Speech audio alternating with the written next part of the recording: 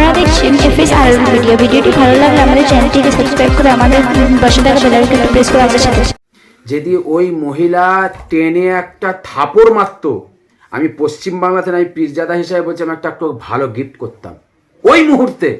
আর উচিত শিক্ষা আমি মুসলিম সমাজকে বোঝাতে চাইছি, মুসলিম সমাজকে বোঝাতে চাইছি, এর যদি উত্তর না দিতে পারে এরা দিন দিন মানে পিছতে থাকবে। নীতিশ কুমার বলে নয়, প্রায় দেখেছি এরা মুসলিম মহিলাদের দেখলে নাই এদের হিংসাটা একটা ক্ষোভ এদের বেরোয়। আমি আশ্চর্য হয়ে যাচ্ছি আজকে যদি ওই মহিলা, তখন তিনি দেখছিলেন যে কে মহিলাটা, ছেলে না মেয়ে, একবার সুন্দর দেখতে কিনা, একবার নীতিশ কুমার একবার নেকাবটাকে খুলে দেখার চেষ্টা করছিল। কি বলবেন বিষয়?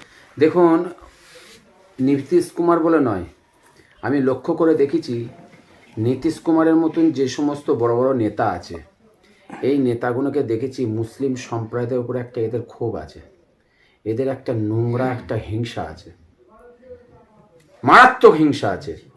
নীতিশ কুমার বলে নয়, প্রায় দেখেছি এরা মুসলিম মহিলাদের দেখলে নাই এদের হিংসাটা একটা ক্ষোভ এদের বেরোয়।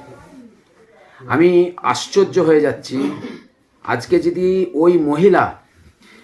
ওই মহিলা টেনে একটা থাপড় মারত, আমি পশ্চিমবাংলাতে আমি পীরজাদা হিসাবে বলছি, আমি একটা ভালো গিফট করতাম ওই মুহূর্তে।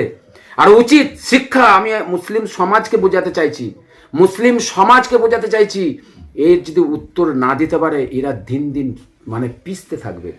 মুসলমানদের নিয়ে এরা বিজনেস শুরু করে দিয়েছে, মুসলমানদের নিয়ে এরা রাজনীতি করছে।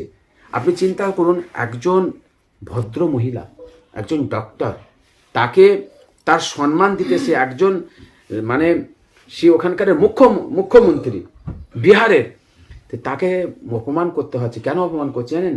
যে মুসলিম সমাজকে ঘৃণা করে। এইটা তার প্রমাণ বোঝাতে চাইছে যে মুসলিম সমাজকে আমরা ঘৃণা